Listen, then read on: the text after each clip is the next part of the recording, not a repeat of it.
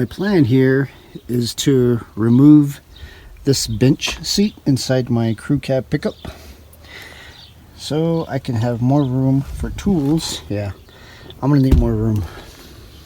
A general size of what I want the box to be once I remove the seat.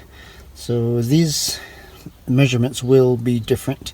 It's not going to be perfectly square. It's for the rear 18mm extended socket. I'll be using the breaker bar with T55. It's a little bit of play in there, but the T60 will not fit either. After using the breaker bar, I can use my ratchet. Now for the passenger side. Alright, got passenger side out now. Both of them, front and rear. Lifting the seat straight up in the rear. Gotta clean that out. And if you choose to do so, remove the seat belts.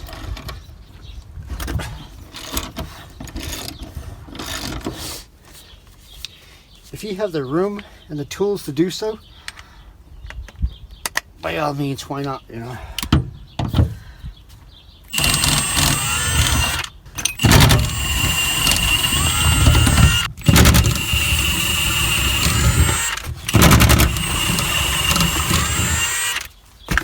I ran into a little issue with the mounting solution I was looking at. This is the rear seat mounting bolt. And what I wanted was up here, not down here. So I have a whole platform going across with little feet right here. Okay, I got 4 feet. For the bottom panel, I know it's going to be 4 feet. I won't be able to use 4 feet on top because of this lip overhang here is different than here. And the seat, it angles backward. So 4 feet on the bottom, shorter on top, the second shelf. I'm going to start from the drop of that hump right there. I'm going to go 5 feet 60 inches because I want it to be closer to this door on this side.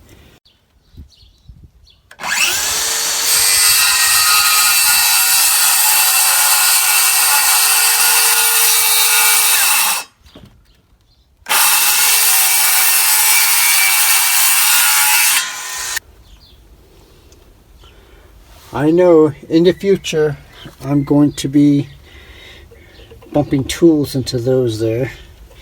So I tore this here and I see a little nut holding it, as well as this plate here, which probably for the jack that I never seen because I got this vehicle used.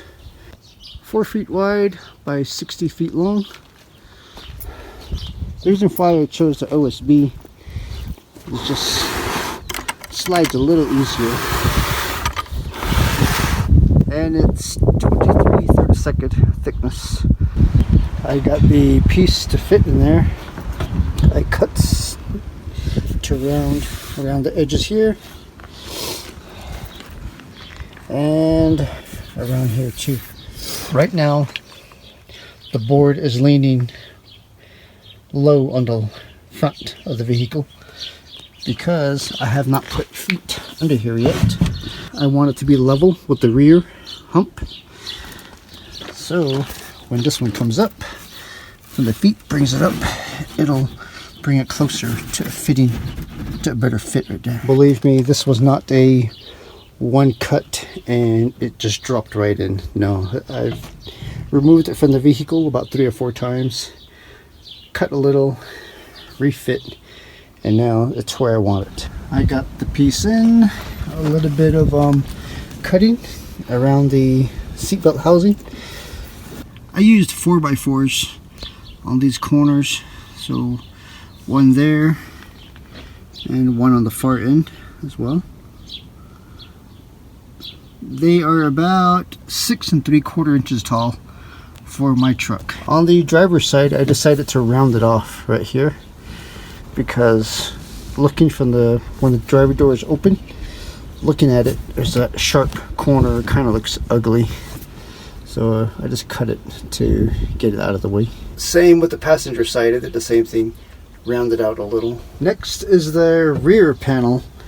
I'm going to have it going straight up against the backing here. It'll be from down there to almost level with the door. What I'm shooting for is level 1, and level 2 is going to be almost level with this window here. So when I close the door, you can't see most of the tools underneath, under the second shelf that's here. Okay.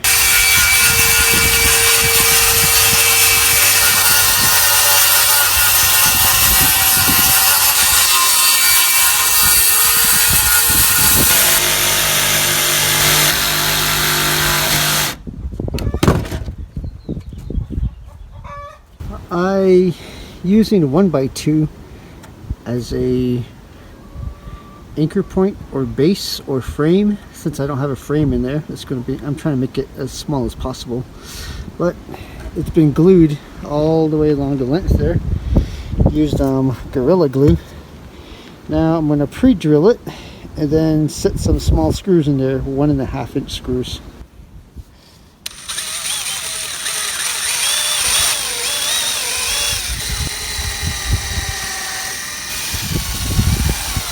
I'm not going to force them in, I'm just going to let them sink to flush.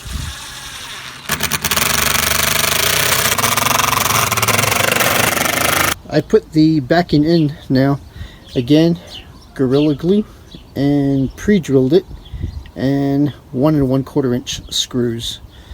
So it's 90 degrees against the back. And now for the front area. This one is going to be angled, leaning to the rear. This little tool was given to me by my wife's aunt. Thank you, Carol. Let me make 90 degrees and then zero it out.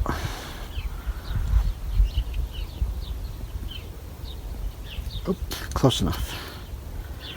0. About 25 degrees, 24 3/4.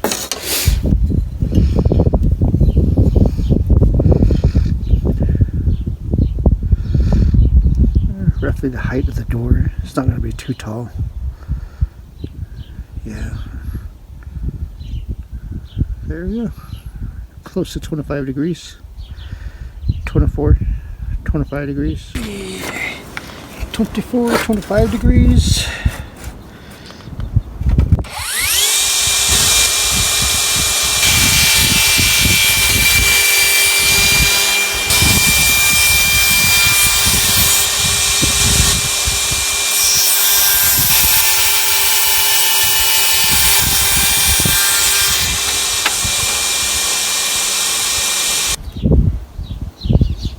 Four and 1/4 degrees, close enough. Some good old wood glue. Pre-drilled and drilled in again. I made a brace to hold the front angle one in place while I pre-drill it and put glue on it and then screw it in. Okay, glued it and screwed it in. These are 2-inch screws because of the angle. I need a longer screw to get through. It did go through a little, probably by about 1/4 inch. That's why I use these shorter ones, because when you're grabbing for the seatbelt, sometimes this one slides all the way down here. You're grabbing for it and you're gonna end up piercing your finger with that little screw sticking out. So I use a shorter one. This is not protruded at the bottom. These are protruded at the bottom very little. Okay, I have one bracing in the middle. Just one will do. This is 23 32 thick OSB board, so I think it will do okay, at least for the top. I also put in the little border thing here, just for a little more meat for screws to go into. I cut out the contour of the vehicle molding, or the original, the factory edge, and then I had to cut into it to match the molding of the door. I made it this way on purpose, so it's kind of hiding my tools.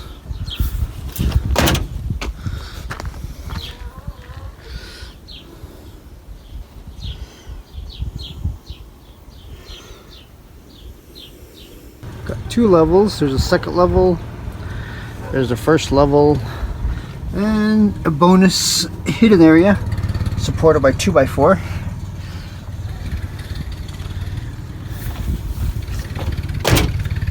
And you can't really see in there, especially it's going to be dark right in there.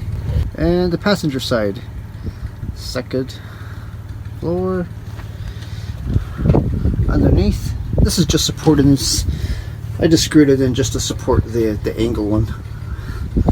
So another one, more space underneath, bonus space. Same here, contoured it.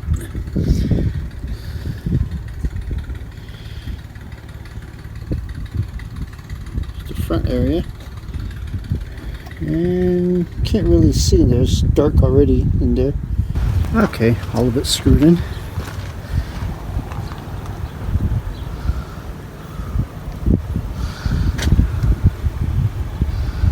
And next I'm going to put some 1x2s right here, just like a little barrier or something so small things don't roll off the edge and get caught in there. There,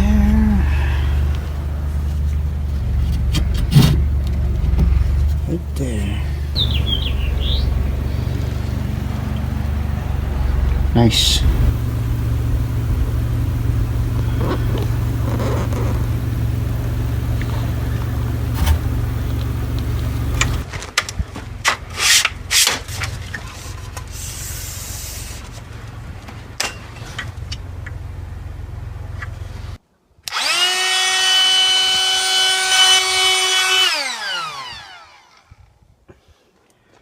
Yes, I have Ryobi tools as well.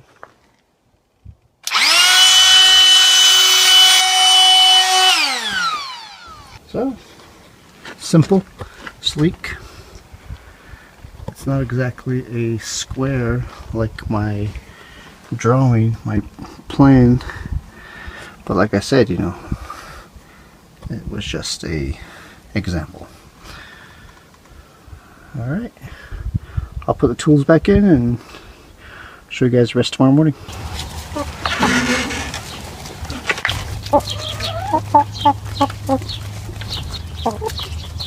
Yeah, last night I got done and I just threw my tools in here.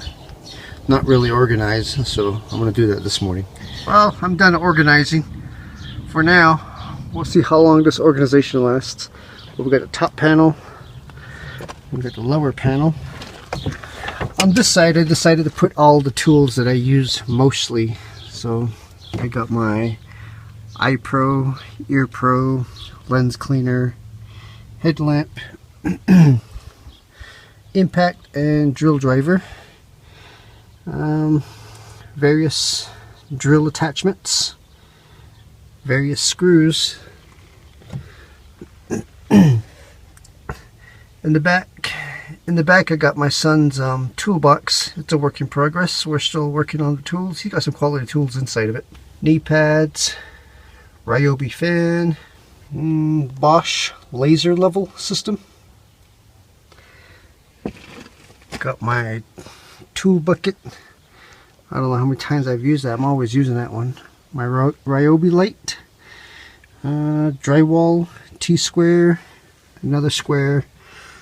Razors, you got used on the left and new ones on the right. Coping saw for very fine small details. I'm still learning how to use that. I moved a few items so we can see this better. Levels, coping saw, razors, other things I'll find to put on here as well.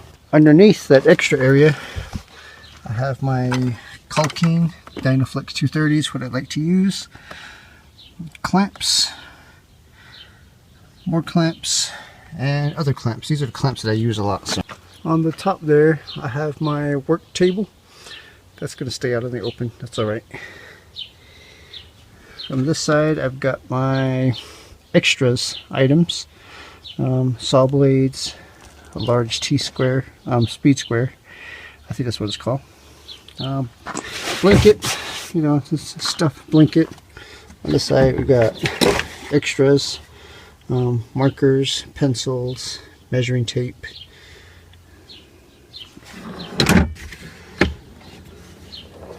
This side you got a compass, contour gauge. There's, you guys saw me use this earlier, torpedo square, torpedo level, extra 90-degree drill driver attachment, toothbrushes, extras box, a bunch of extras in there. I got some tape, various rolls of tape in there, caulking gun. I see the caulking gun on that side. Extra gloves. I need to replace my other gloves. I got a splinter yesterday right there, so I need to replace these gloves. Extra stud finder and vehicle stuff. Vehicle changing equipment. This is new. I got this last week, so I've already tested it out and everything works well. This one, the handle, extra oil, coolant, extra ear pro. If anybody comes on site doesn't have ear pro, they can borrow that as well.